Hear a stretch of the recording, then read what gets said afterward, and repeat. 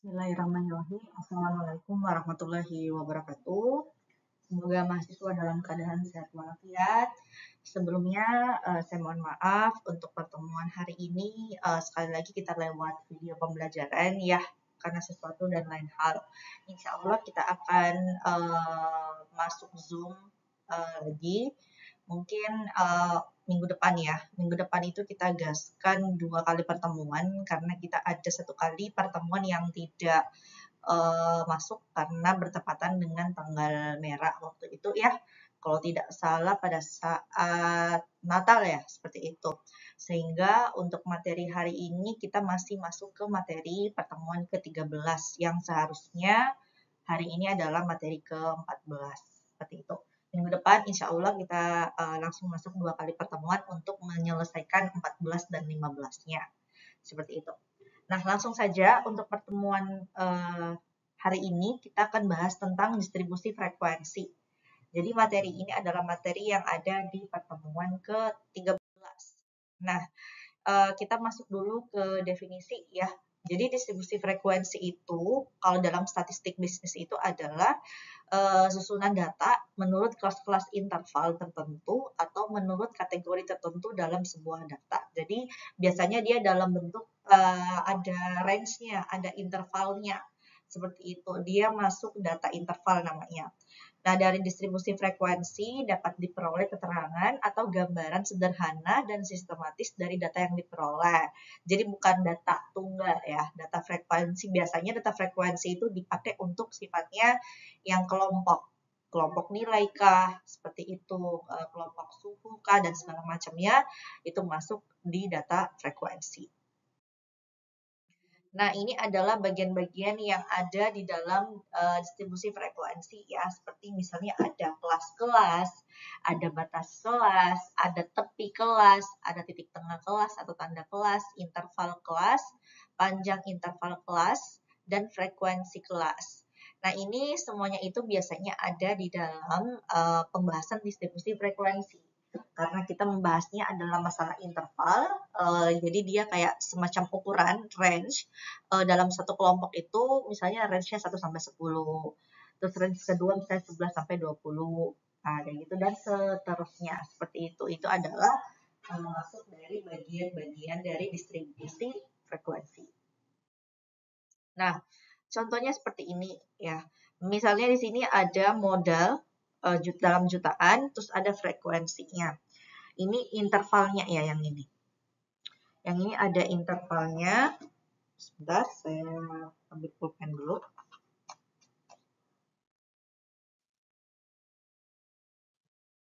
Ya, ini modal jutaan ya. Modal jutaan yang pertama ada 50 sampai 59 juta. Frekuensinya ada 16, 60 sampai 69, 32 dan seterusnya sehingga jumlahnya ada 100. Ini saya simpulkan ini orang ya, seperti itu. Nah, dari data distribusi frekuensi di atas, kita bisa mengambil banyak informasi. Yang pertama itu adalah banyaknya kelas adalah 5. Jadi 5 kelas ini dilihat dari berapa banyak modal kelas yang dibentuk. Dari modal yang 50 sampai 59 ini kelas 1, kelas 2, kelas 3, kelas 4, kelas 5. Sehingga banyaknya kelas itu adalah 5. Lalu batas kelas-kelas. Batas kelas-kelas itu adalah dari batas batas atas dan batas bawah. Batas ya kalau kita lihat di sini 50 dan 59 ini adalah yang 50 ini adalah batas atas, kalau batas batas bawah. Kalau yang 59 itu adalah batas atas, seperti itu. Jadi, batas-batas kelasnya itu adalah 50 59, 60 69, terus di sini 70 79, 80 89 dan 90 99. Seperti itu. Nah, terus yang ketiga itu adalah batas bawah kelas-kelas. Batas bawah kelas-kelas kita tinggal lihat yang di bagian kiri yang ini. Ya. Nah, yang ini. Atau pakai ini aja ya. Sebentar. Kita pakai warna biru. Batas bawah kelas itu adalah yang ini. Ya, jadi ada 50, 60, 70, 80, 90. Kalau batas batas atas, yang tadi batas bawah, itu adalah yang di bagian ujung kelompok data, kelas. Nah, jadi ini 59, 69, 79, ada 89, ada 99. Nah, seperti itu.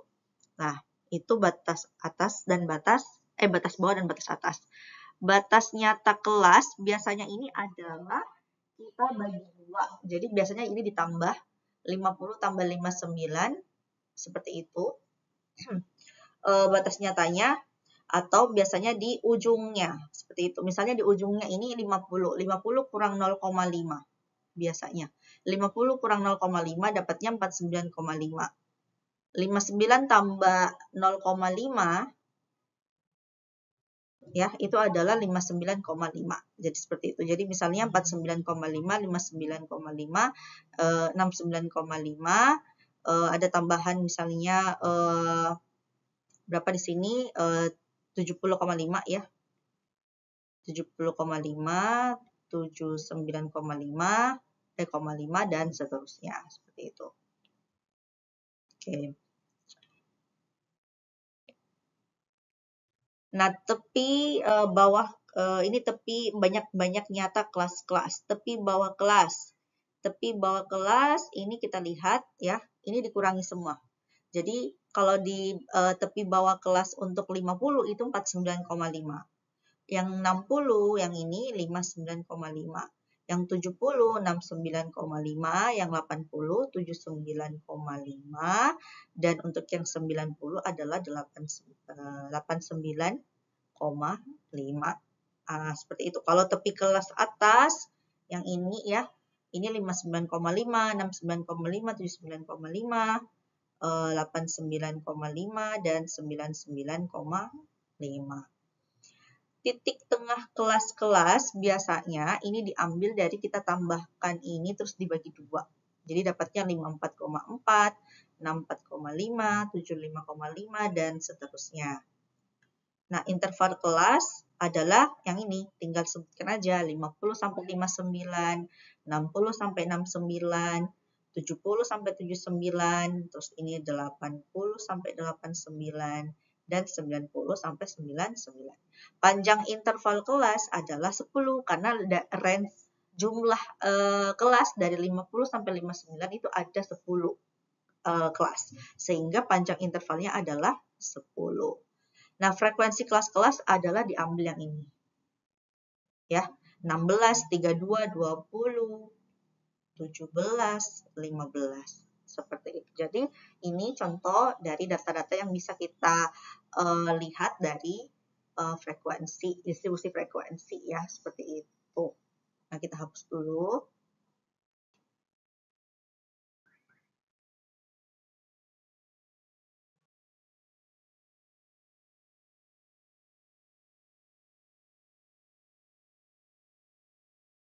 Oke. Nah, penyusunan distribusi frekuensi. Nah, itu tadi contoh ya misalnya. Itu adalah contoh informasi yang bisa didapatkan dari tabel distribusi frekuensi. Nah, sekarang bagaimana sih menyusunnya? Yang pertama, kita mengurutkan data dari yang terkecil ke yang terbesar. Lalu yang kedua, kita menentukan jangkauan atau range dari data. Jadi, kita bisa hitung dengan rumus range sama dengan data terbesar dikurangi data terkecil. Misalnya yang tadi, misalnya tadi di kelas yang pertama itu ada 50 sampai 59. Berarti kita tinggal hitung range-nya dari 59 kurang 50 dapatnya 9. Gitu. Menentukan banyaknya kelas. Ini rumusnya. K sama dengan 1 ditambah 3,3 log N. K-nya ini harus nilai bulat ya. K itu adalah banyaknya kelas yang mau dicari. N itu adalah banyaknya data. Hasil dibulatkan biasanya ke atas. Nah, itu untuk menentukan banyaknya kelas. Terus menentukan panjang interval kelas, biasanya range R dibagi dengan banyaknya kelas. Nah, menentukan batas bawah. Setelah itu, menentukan batas bawah kelas pertama.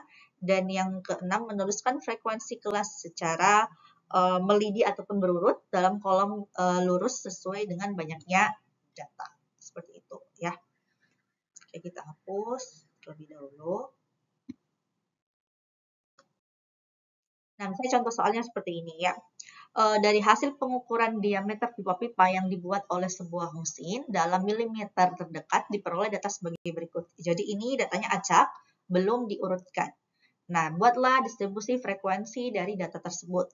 Yang pertama, kita mengurutkan data terlebih dahulu dari yang terkecil ke yang terbesar. Jadi ini sudah diurut semuanya ya. Ini sudah diurut seperti ini ya. Mulai yang terbesar, yang terkecil adalah 65 dan yang terbesar itu adalah 82. Jadi kita menentukan dulu range-nya atau jangkauannya. Kita tinggal kurang 82 kurang 65 sama dengan 17 seperti itu. Nah, kita setelah menentukan range, kita tentukan banyaknya kelas. Nah, kita menentukan kelas sama dengan 1 ditambah 3,3 log N. N itu adalah banyaknya data. Data ini totalnya adalah 40. Sehingga kita masukkan N-nya ini ke sini. Sehingga 3,3 log 40, ini pakai kalkulator yang ilmiah yang ada log. Sehingga jumlahnya 1 tambah 5,3 sama dengan 6,3. Kita bulatkan, itu dapatnya 6. Nah, seperti itu. Nah, kita sudah dapatkan R-nya berapa dan K-nya berapa. Seperti itu. Nah, lalu yang kedua, yang selanjutnya kita menentukan banyaknya interval kelas. Seperti itu tadi, range-nya itu rumusnya adalah range dibagi dengan banyaknya kelas. 17 untuk range-nya, banyaknya kelas 6. Jadi totalnya adalah 2,8, kita bulatkan ke atas dapatnya 3. Nah, batas kelas pertama adalah 65. Kenapa? Karena dia adalah data terkecil. Seperti itu. Nah, sehingga ketika kita membuat tabelnya seperti inilah. Diameter pertama itu adalah dari 65 sampai 67 karena frekuensinya itu adalah panjang kelasnya intervalnya adalah 3 ya. Jadi ini ya. 65 sampai 67, 68 sampai 70, 71 sampai 73 dan seterusnya. Lalu di bagian terusnya ini disesuaikan dengan data yang sebelumnya dihitung. Di antara banyaknya data, berapa banyak data yang masuk ke kelas yang pertama, yaitu antara 65 sampai 67, misalnya 3. Jadi di sini tulis 3, seperti itu frekuensinya. Begitu juga dengan data yang kelas yang kedua, ketiga, keempat, kelima, dan keenam, totalnya dapat 40. Jadi gampang ya sebenarnya untuk mencari distribusi frekuensi seperti itu. Tinggal kalau kita ikuti ritmenya, ini pasti gampang sekali. Itu untuk distribusi frekuensi. Nah, di dalam distribusi frekuensi juga kita bisa membuatnya dalam bentuk berbagai macam bentuk ya, bentuk atau gambar. Biasanya ada dalam bentuk histogram, poligon, frekuensi, dan kurva. Nah, ini yang di depan kalian ada histogram dan poligon frekuensi. Jadi histogram dan poligon frekuensi adalah bentuk grafik. Jadi grafik yang biasanya itu digunakan untuk menggambarkan distribusi frekuensi. Nah, seperti itu. Jadi histogram itu biasanya dalam bentuk grafik batang ya. Seperti itu. Jadi misalnya seperti ini. Terus misalnya ini X, ini Y. Terus ini ada seperti ini. Nah, ini histogram. Seperti itu. Grafik batang. Dari distribusi frekuensi dan poligon frekuensi. Nah, batang-batang pada histogram saling melekat atau berimpitan ya. Poligon frekuensi dibuat dengan cara menarik garis dari satu titik tengah batang histogram ke titik tengah batang histogram lain. Jadi misalnya seperti ini ada titik tengahnya, ya. Lalu kita tinggal hubungkan dari titik 0. Nah, seperti ini. Kayak gitu. Ini namanya poligon frekuensi. Seperti itu. Ya. Nah, ini kalau contoh dari ini ya. Contoh kalau pakai histogram dan poligon frekuensi, ini terbalik ya, sorry, ini Y, ini X. Nah, sumbu mendatar, sumbu tegak. Nah, gitu. Nah, ini contoh untuk histogram dan poligon frekuensi. Seperti itu. Nah, bentuk kurva frekuensi simetris atau berbentuk lonceng, cirinya ialah nilai variabel di samping kiri dan kanan berjarak sama terhadap titik tengah, mempunyai frekuensi yang sama dinamakan distribusi normal, tidak simetris, condong ke kanan, kecondongan positif, condong ke kiri. Jadi kayak kurva frekuensi yang ini ya, yang kayak gini gitu ya. Nah, seperti itu. Itu bisa dikatakan sebagai kurva frekuensi. Nah, bentuk J atau J terbalik, ini model-modelnya ya. Ciri-cirinya ialah salah satu nilai ujung kurva memiliki frekuensi maksimum. Kalau dia bentuknya J. Bentuk U dengan ciri kedua ujung kurva memiliki frekuensi maksimum. Bimodal dengan ciri mempunyai 2 maksimal. Multimodal dengan ciri mempunyai lebih dari 2 maksimal. Dan uniform terjadi bila nilai-nilai variabel dalam suatu interval mempunyai frekuensi yang sama. Itu bentuk dari jenis frekuensi. Nah, jenis-jenis distribusi frekuensi. Yang pertama itu adalah distribusi frekuensi biasa. Nah, distribusi frekuensi biasa ini adalah biasanya distribusi yang berisikan jumlah frekuensi dari setiap kelompok data atau kelas, jadi masih biasa. Jenis frekuensi ini ada frekuensi numerik, ada frekuensi peristiwa atau kategori. Contohnya, misalnya kita mau membagi kelas suhu, ya, ataupun frekuensi pelamar suatu perusahaan, itu bisa masuk di frekuensi numerik. Kalau frekuensi peristiwa, biasanya ini berdasarkan data atau golongan data yang ada. Misalnya, tabel banyaknya peristiwa pada hasil pelemparan dadu berdasarkan angka dadu. Nah, biasanya ini ada di soal-soal TPA ya, seperti itu. Jadi, berapakah frekuensi dari dadu yang dilempar? Nah, gitu itu biasanya muncul di data TPA. Nah, kayak gitu. Nah, ini jenis yang kedua adalah distribusi frekuensi relatif. Biasanya distribusi ini berisikan nilai-nilai hasil bagi antara frekuensi kelas dan jumlah pengamatan yang terkandung dalam kumpulan data yang terdistribusi tertentu. Jadi rumusnya itu adalah frekuensi relatif sama dengan FI frekuensi data keberapa dibagi total frekuensi dikali 100. Jadi I-nya ini adalah data keberapa, misalnya frekuensi pertama, kedua, ketiga, dan seterusnya itu masuk sebagai frekuensi relatif. Nah, contoh frekuensi relatif dapat dinyatakan dalam bentuk perbandingan desimal atau persen. Misalnya interval kelas tingginya misalnya 140, 145. Banyaknya murid F misalnya 2, maka frekuensi relatifnya adalah 2 banding 50, 2 dari 50, 0,04, atau kalau dari persen tinggal dikali 100%, dapatnya 4%, begitu seterusnya. Ini contoh kalau dia relatif, seperti itu ya. Oke. Nah, ini dua diambil dari frekuensi. Misalnya untuk kelas yang pertama frekuensinya itu adalah 2.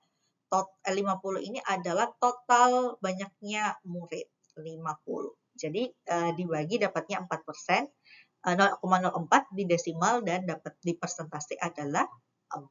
Jadi lumayan gampang ya.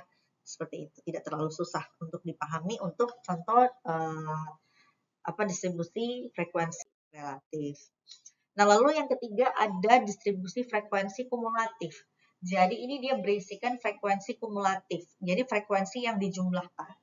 Jadi biasanya distribusi ini itu punya grafik atau kurva yang disebut dengan oktif.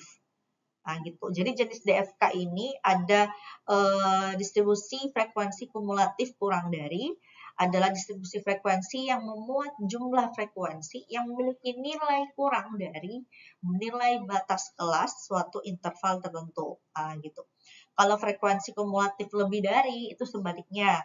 Biasanya nilai jumlah frekuensinya itu memiliki nilai lebih dari nilai batas kelas suatu interval tertentu. Nah, itu bedanya. Ada yang kurang dari, ada yang lebih dari. Ya, mungkin itu saja pemaparan materi dari distribusi frekuensi ini. Jadi intinya adalah di distribusi frekuensi ini adalah kita bagaimana memahami kaitan-kaitan antara nilai-nilai interval yang sudah kita pelajari di awal-awal pertemuan dengan bagaimana caranya menentukan distribusi frekuensi menggunakan rumus seperti itu. Dan juga di dalam distribusi frekuensi ini ada macam-macam jenisnya ya. Mulai dari frekuensi biasa, frekuensi relatif, sama frekuensi kumulatif. Tolong dipelajari materi ini karena bisa saja materi ini juga nantinya akan saya kasih masuk di materi UAS. Seperti itu. Mungkin itu saja materi untuk pertemuan ke-13. Untuk dicatat kehadiran, silakan komen di video ini. Boleh bertanya juga di video ini, silakan. Itu sudah saya anggap sebagai kehadiran untuk pertemuan hari ini. Sampai ketemu di pertemuan minggu depan. Saya akhiri dengan mengucapkan alhamdulillahirabbil alamin. Wassalamualaikum warahmatullahi wabarakatuh.